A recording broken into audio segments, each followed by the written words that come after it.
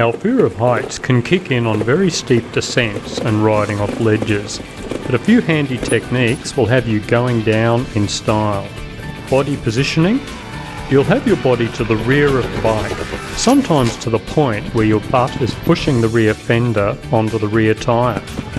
With sufficient traction, you'll be surprised at how far you can nose the bike over and still not go over the handlebars.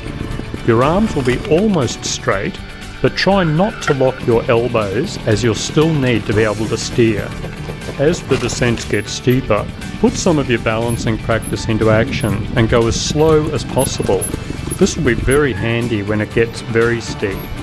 The diabolical crew who mark out your sections are sure to put a sharp turn right at the bottom of that steep slope.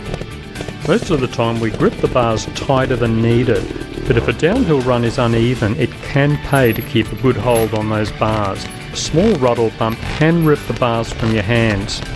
Use both brakes with most emphasis on the front. The rear brake stabilises the bike on the way down. The front brake provides most of the braking power. On loose terrain, you should be able to apply enough brake to the point where both wheels are just starting to lose grip. That's where you get maximum braking power.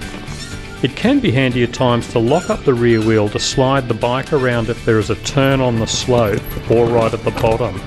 But otherwise, resist the urge to lock up the rear wheel.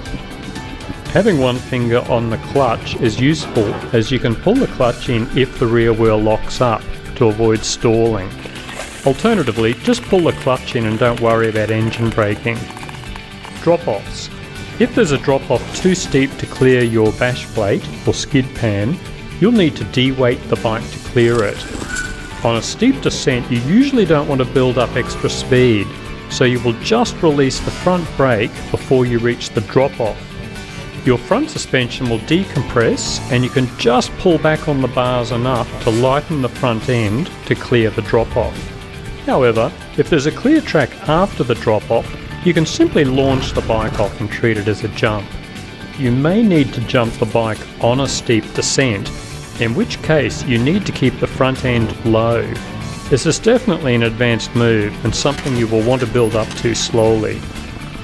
There does come a point where the descent is so steep you begin to think about upgrading your life insurance.